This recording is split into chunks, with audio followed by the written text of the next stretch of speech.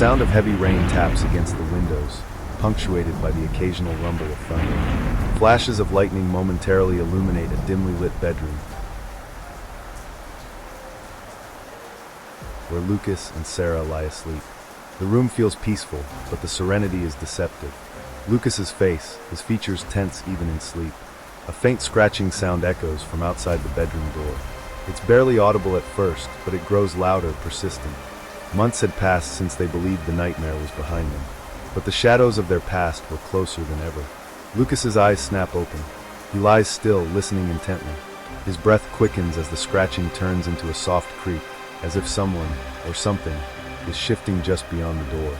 Lucas carefully swings his legs over the edge of the bed, his bare feet brushing against the cold floor. He grabs a small flashlight from the nightstand and glances at Sara. She stirs but doesn't wake. Quietly, he moves toward the door, his heart pounding in his chest. Each step feels heavier as he approaches the unknown. Tension rises, the empty hallway. Lucas slowly opens the door, the flashlight casting a narrow beam into the hallway. The corridor is silent, the faint glow of streetlights outside casting jagged shadows through the windows. He steps forward cautiously, scanning every corner. A gust of wind rattles the living room window, making Lucas flinch. He turns toward the source of the sound, but sees nothing unusual. Still, the feeling of unease lingers. His attention shifts to the door of his daughter's room. A faint noise, almost like a whisper, comes from inside. Lucas's heartbeat quickens. He approaches the door, hesitates for a moment, and then turns the knob. Inside, the babysitter sits in a rocking chair, cradling his daughter in her arms. The child lets out a small whimper before settling back into sleep. Babysitter, whispering. She woke up because of the storm, but she's fine now. Lucas nods, forcing a small smile, but the tension in his shoulders remains. He steps back into the hallway, glancing toward the apartment's front door. It's closed, but something feels off. Lucas thinking, why does it feel like something's watching us? The breaking point, the door shatters. Lucas returns to the bedroom, his nerves on edge. He sits on the edge of the bed, gripping the flashlight tightly. Sara stirs again, her eyes fluttering open. Sara, groggy. Lucas, what's wrong? Lucas, softly. Nothing. Just the storm. Go back to sleep. Sara watches him for a moment, sensing his unease, but eventually closes her eyes. Lucas's gaze remains fixed on the bedroom door, his instincts screaming that something isn't right. Suddenly, a deafening crash reverberates through the apartment. The front door is blown inward with violent force, splinters of wood flying across the floor. Lucas jumps to his feet as Sara bolts upright, her eyes wide with fear. Sara, what was that? Lucas rushes to the bedroom door, yanking it open. The sight before him makes his blood run cold. The front door hangs off its hinges, and a thick, swirling darkness seeps into the apartment. It pulsates with an unnatural energy, shifting like a living shadow. Lucas, yelling, Sara, stay in the room. Lock the door. Sara grabs her phone, clutching it tightly as she holds their daughter close. The babysitter stands frozen, her face pale with fear. Lucas steps into the hallway, the darkness advancing toward him. The air grows colder with each passing second, and a guttural, inhuman sound fills the space. Confronting the darkness, Lucas grips a nearby chair, using it as an improvised weapon. The shadow halts momentarily, as if observing. Then it surges forward, faster and more aggressive. Without thinking, Lucas drops the chair and falls to his knees. He clasps his hands together, his voice trembling but resolute. Lucas, praying, God, protect my family. Drive this evil away from our home. You are our only shield. The darkness falters, its form flickering as if disrupted by his words. The guttural sound turns into a shriek, piercing and chaotic. Sara peeks out from the bedroom, her face streaked with tears. She watches as Lucas continues to pray, his voice growing louder and more commanding. Lucas, shouting, you have no power here. Leave this place now. The darkness recoils, writhing as if in agony. A sudden burst of light fills the apartment, blinding everyone momentarily. When the light fades, the room is silent. The shadow is gone. Aftermath, a fragile piece. Lucas remains on his knees, his breathing ragged. Sara steps out of the bedroom, still holding their daughter. The babysitter follows, her hands trembling. Sara, Lucas, what just happened? Lucas stands slowly, his legs unsteady. He looks around the apartment, taking in the shattered door and the faint marks left on the walls by the shadow. Lucas, grimly, it's not over. That wasn't just an attack, it was a warning. They know where we are. Sara, then what do? We can't keep running from this. Lucas's jaw tightens as he places a reassuring hand on her shoulder. Lucas, we fight back. Whatever this is, we end it. Lucas picks up his phone, dialing João's number. He paces near the broken door as the rain outside continues to pour. João, answering, concerned. Lucas? What's wrong? Lucas, urgent. They're back, João. The shadows, they came for us last night. There's a long pause before João responds, his voice calm but serious. João, is everyone okay? Lucas, we're fine for now, but they won't stop. We need to meet. Bring Ana and Miguel. We'll need all the help we can get. João, I'm on my way. Lucas, if it's back, this is going to be worse than anything we've faced before. Lucas ends the call, his expression grim. He turns to Sara and the babysitter. Lucas, pack what you need. We're not staying here. It's time to take the fight to them. The group reunites, a shared fear. The group gathers in an abandoned warehouse on the outskirts of the city. João is the first to arrive, followed closely by Ana and Miguel. Lucas and Sara walk in, carrying their daughter, with the babysitter following behind. The atmosphere is heavy, and the sound of rain outside adds to the tension. João, when you called, I knew this wasn't over. I've been seeing signs too. Strange things happening at night. Ana, nodding. Same here. Symbols appearing near my apartment. Ones I don't remember ever seeing before. Miguel, and the hospital. I've had patients describing things. Shadows that follow them. Whispers in the dark. It's spreading. Lucas, they came for us last night. Blew the door off our apartment and filled it with something. A presence. I don't know what stopped it, but it won't stop for long. The group exchanges uneasy glances. Lucas places the baby in a makeshift crib, and Sara watches her closely, her protective instincts heightened. Sara, this isn't just about us anymore. Whatever this is, it's reaching out beyond our group. Ana, pointing to a map she spreads on the table. Then we need to figure out where it's coming from. These symbols aren't random. They're forming a pattern. Ana marks several points on the map, circling areas where the group has seen the symbols. Miguel leans over, studying the layout. Miguel, they're converging. All these points lead to one central location, the city's old district. João, that makes sense. It's the oldest part of the city, filled with abandoned buildings and underground tunnels. If something ancient is behind this, that's where it would be. Sara, hesitant. And what happens when we get there? We barely made it out the last time. Lucas, we don't have a choice. If we don't stop it now, it'll spread to the entire city. We'll face it together. Ana picks up a notebook filled with her research. She flips to a page showing an intricate diagram of symbols. Ana, these symbols, they're part of a ritual. If we can disrupt it, we might be able to weaken whatever's trying to break through. Lucas, nodding. Then we take the fight to them. The group gathers supplies and weapons before heading to the old district. They find an entrance to an underground tunnel hidden behind a crumbling wall in an abandoned building. The air inside is damp and heavy, the sound of dripping water echoing through the darkness. João, flashlight sweeping the tunnel. Feels like this place hasn't been touched in decades. But it's alive, somehow. The walls are covered in symbols, glowing faintly as they pass. Miguel runs his fingers over one, flinching at the sensation. Miguel, they're pulsing, like they're alive. Ana, examining the walls. These symbols, they're warnings. They're trying to keep us out. Lucas, firmly. Then we're going the right way.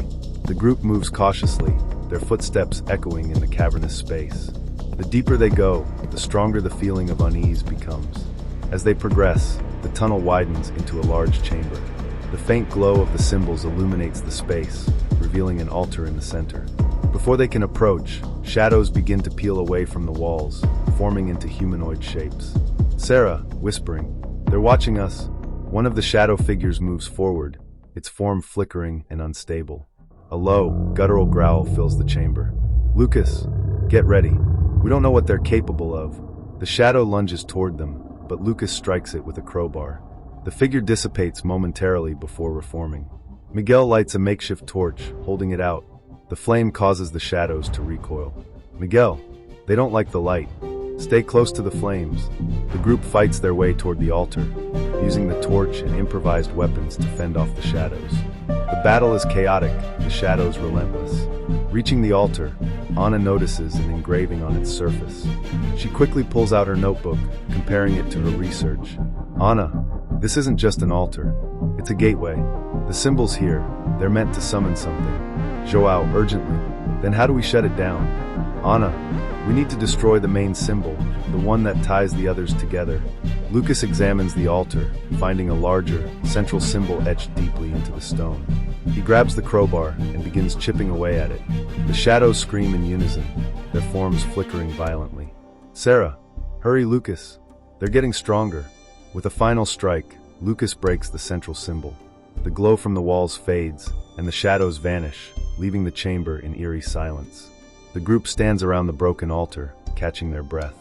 The oppressive feeling in the air has lifted, but the chamber still feels unsettling. Miguel, did we stop it?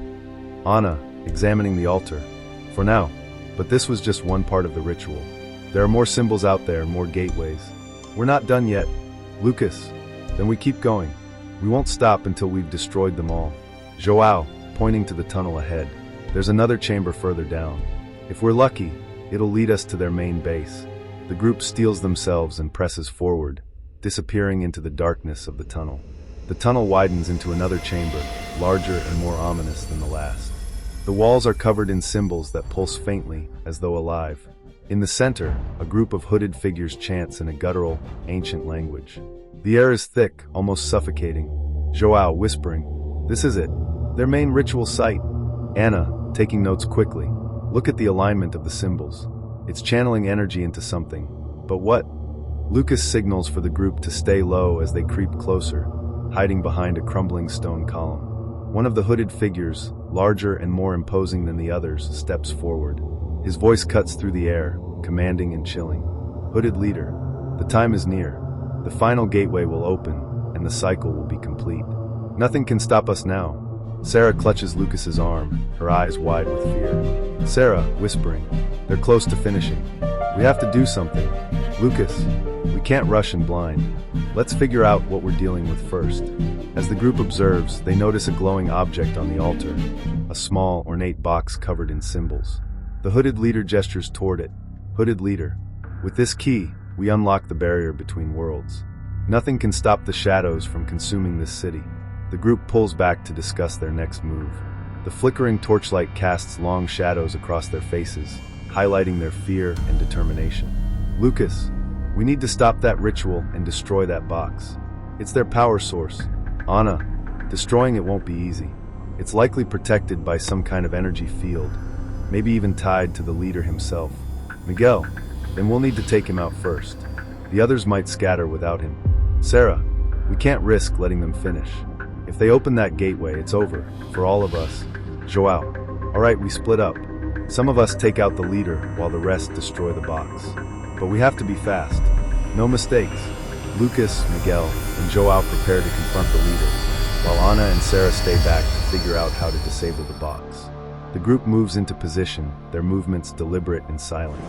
Lucas gives a signal, and they spring into action. João throws an improvised explosive toward the altar, scattering the hooded figures. Chaos erupts as the group fights to disrupt the ritual. Hooded leader roaring, "Fools, you dare defy the cycle. You will all perish." The leader raises his hand, and the shadows around the chamber spring to life, attacking Lucas and the others. Miguel uses his torch to hold them back, while Lucas charges toward the leader. Lucas, yelling, "Your cycle ends here." The leader counters with a blast of dark energy, sending Lucas flying into a wall. João takes the opportunity to attack, but the leader moves with unnatural speed, dodging each strike. Meanwhile, Ana and Sara approach the altar, where the glowing box hums with energy. Ana examines it closely, flipping through her notebook. "Ana, these symbols, they're interconnected. If we can disrupt the pattern, it should deactivate." "Sara, just tell me what to do." As Ana points to specific parts of the box, Sara uses a knife to scrape away the glowing symbols. The box flickers, but the hum grows louder, as though resisting their efforts. "Ana, hurry! It's fighting back!" One of the hooded figures notices them and charges toward the altar. Sara grabs a nearby torch and swings it at him, forcing him back. Sara, to Ana, "Finish it. I'll hold them off." Lucas regains his footing and rushes back into the fight. He grabs a piece of shattered stone and throws it at the leader, distracting him long enough for Miguel to land a blow with the torch. "Lucas, João now." João lunges forward, tackling the leader to the ground. The shadows falter, their forms flickering as the leader struggles to rise. Hooded leader, snarling, "You cannot stop the inevitable. The gateway will open." Lucas drives the crowbar into the ground near the leader, pinning him temporarily. He turns to Miguel. "Lucas, help Anna and Sara. We'll handle him."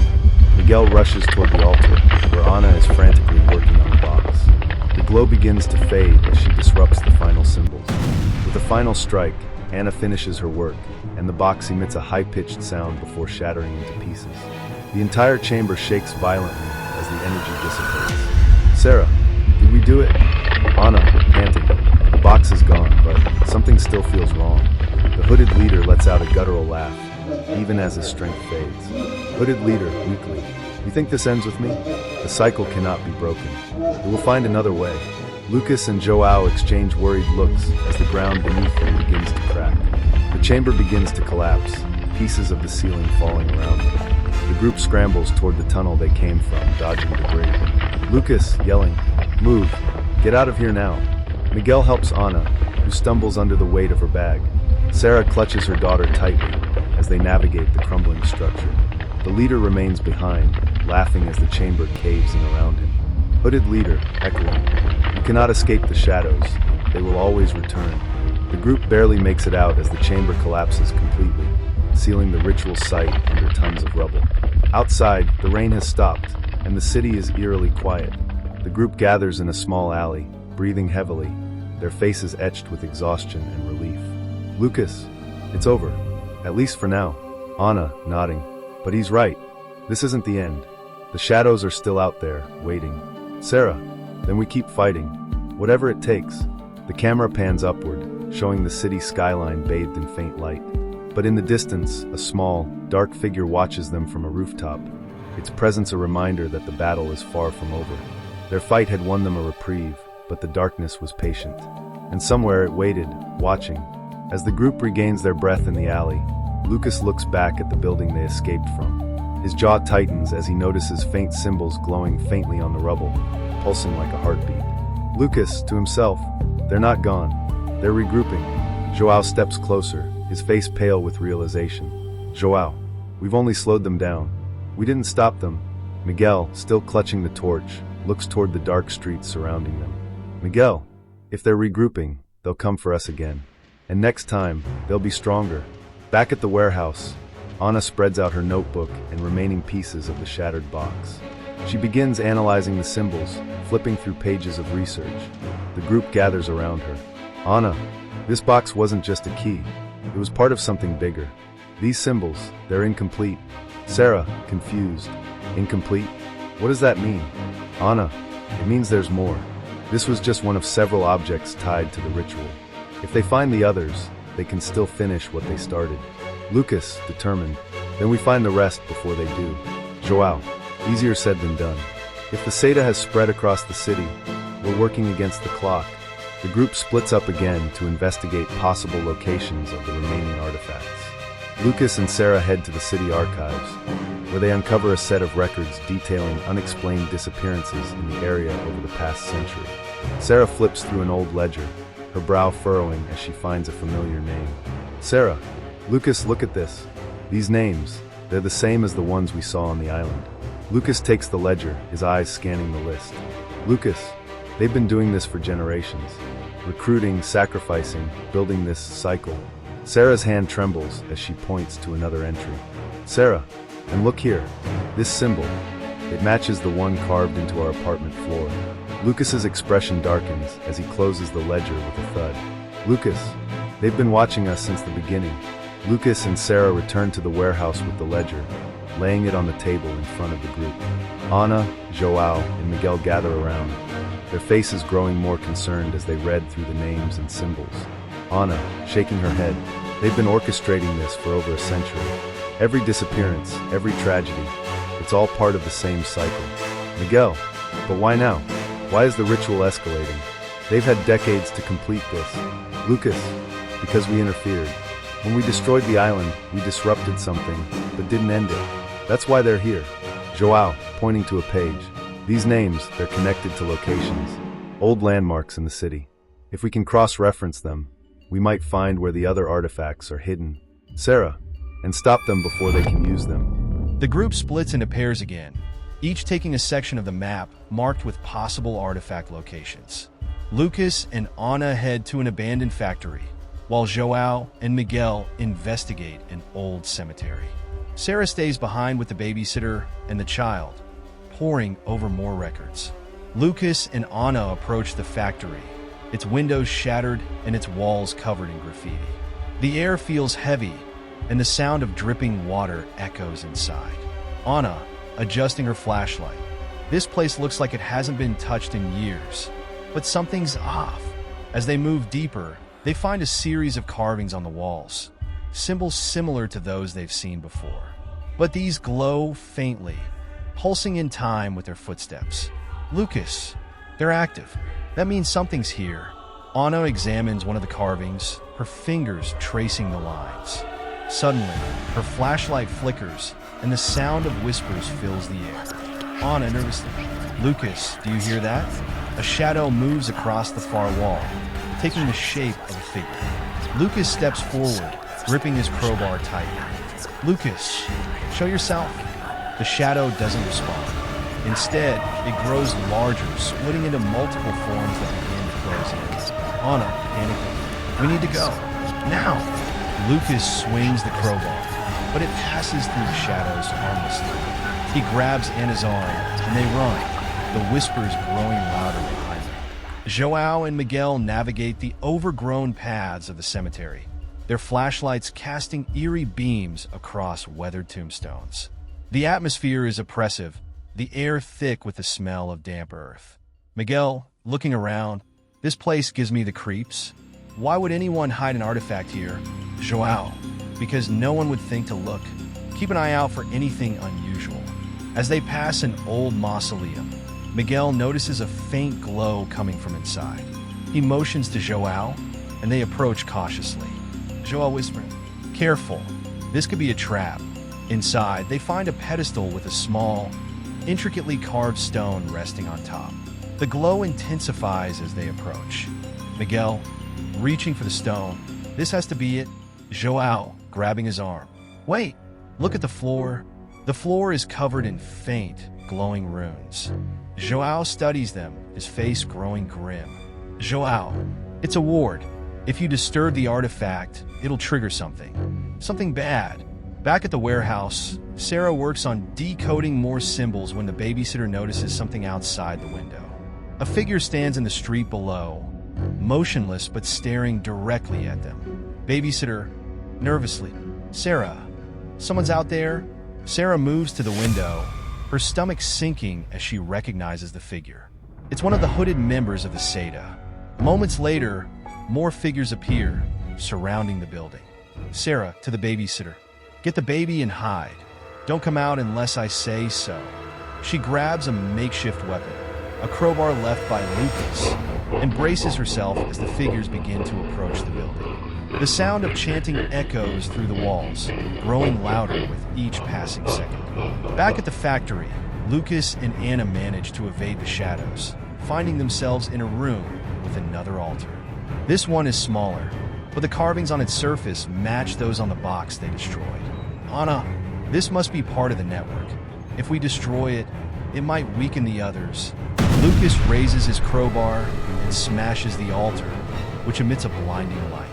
Simultaneously, at the cemetery, the artifact in the mausoleum begins to glow violently.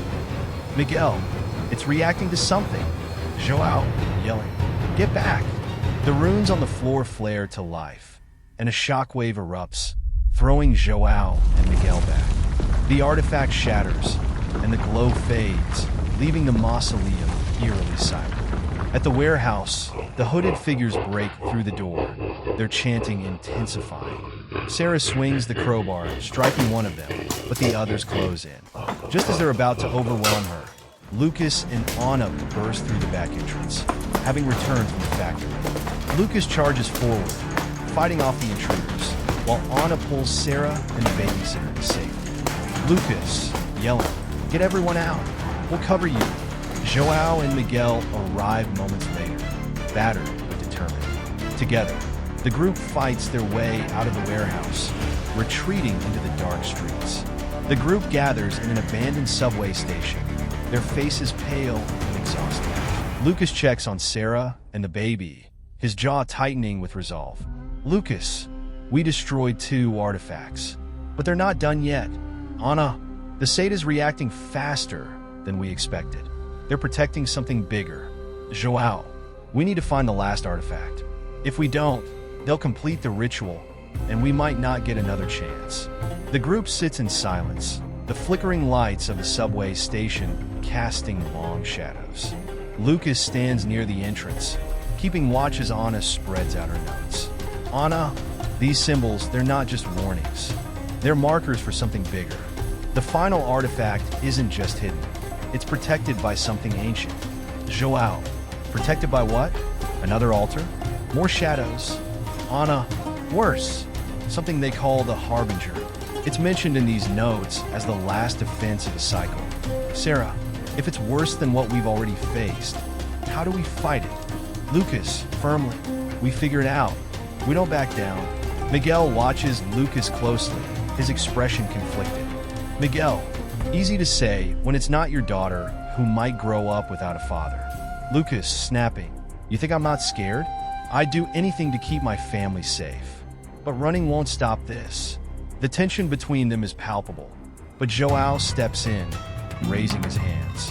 João, enough! Fighting each other won't solve anything. Let's focus on the last artifact. Anna points to a new mark on the map, a building in the heart of the city. Anna, this is it, the final location. The group approaches the abandoned theater, its grand facade crumbling with age.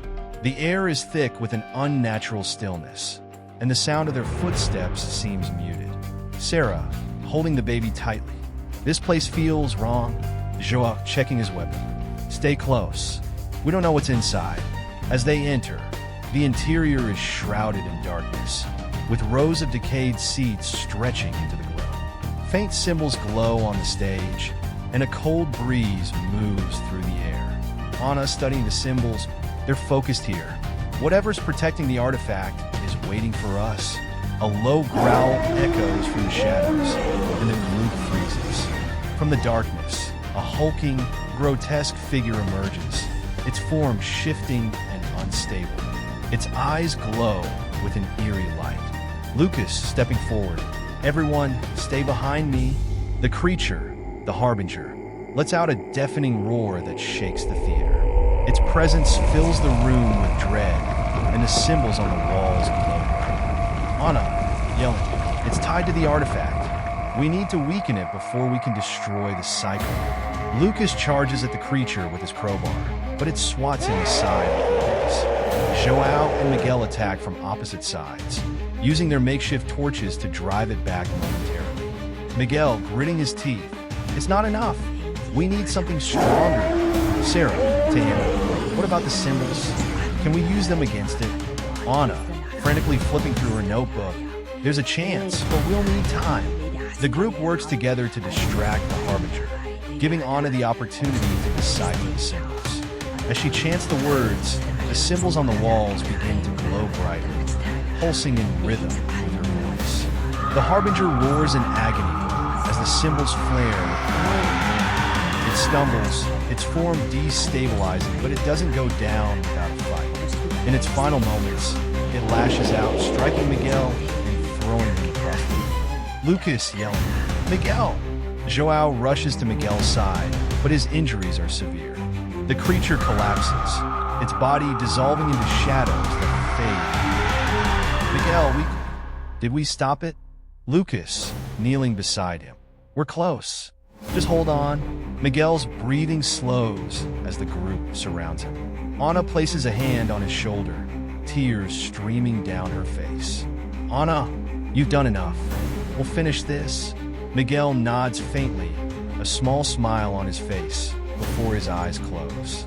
The group sits in silence, their loss weighing heavily on them. With the Harbinger defeated, the group approaches the final artifact, a glowing orb encased in a pedestal. Anna examines it closely, her voice trembling. Anna, this is the source. If we destroy it, the cycle ends. Sara, what happens to us if we do? Anna, I don't know, but we don't have a choice. Lucas takes the crowbar, ready to strike, but hesitates as the orb begins to pulse with energy. A voice echoes in his mind, soft but insistent. Orb whispering, destroy me, and you destroy yourselves. Preserve me, and you save the world. Lucas, to the group, is trying to stop us. Don't listen. Lucas stands before the glowing orb, the crowbar in his hands trembling. The voice from the artifact grows louder, weaving images of destruction and despair into his mind. Orb whispering, strike me, and the darkness will spread further. Spare me, and your family will be safe. Sara steps forward, her expression firm despite her fear. Sara, don't listen to it, Lucas. This thing has been manipulating us from the start. In it now. Anna, urgently. She's right. If we let it continue, it will find another way to complete the cycle. Lucas hesitates, torn between the voice in his mind and the pleas of his friends. Finally, he tightens his grip on the crowbar. Lucas, determined. No more lies. No more fear. He raises the crowbar and brings it down with all his strength. The orb shatters, releasing a wave of blinding light that knocks everyone to the ground. The theater begins to shake violently as the remnants of the artifact's energy spiral out of control. Shadows pour from the cracks in the walls, writhing and screaming as they dissolve into nothingness. João yelling, "We need to get out of here. This whole place is coming down." Lucas helps Sara to her feet as Anna grabs her notebook. The group stumbles through the crumbling theater, narrowly avoiding falling down. The symbols on the walls burn away, leaving behind the charred books. As they reach the exit, a final burst of energy erupts from the shattered orb, consuming the remaining shadows. The group collapses onto the pavement outside, breathing heavily as the theater implodes behind them. The aftermath, a new dawn. The city is eerily quiet as the group regains their bearings. The first rays of sunlight break through the clouds, casting a warm glow over the empty streets. Sara, holding the baby, is it over? Anna, looking at the horizon. For now, the cycle is broken. But the scars, they'll take time to heal. Lucas looks at his family, relief and exhaustion washing over him. João places a hand on his shoulder, offering a small nod. João, you did it, Lucas. We all did. A fragile piece. Returning home, the group returns to their apartment, stepping through the shattered door. The place is in disarray, but the oppressive feeling of dread is gone. Lucas, this is where we start again. Together, Sara smiles faintly, placing the baby in her crib. Anna sits at the table, flipping through her notebook one last time. She pauses on a blank page, picking up her pen. Anna, to herself, the world needs to know what happened. Maybe it'll help others if the shadows ever return. João and Miguel begin clearing the debris, their movements slow but purposeful. The group, though battered, feels a sense of unity they hadn't known before. A faint shimmer appears in the distance, a remnant of the destroyed cycle. A shadowy figure watches from a rooftop, its form shifting subtly before disappearing. They had broken the cycle, but the darkness never truly fades. Somewhere in the quiet corners of the world, it waits, patient and watching. The end, for now.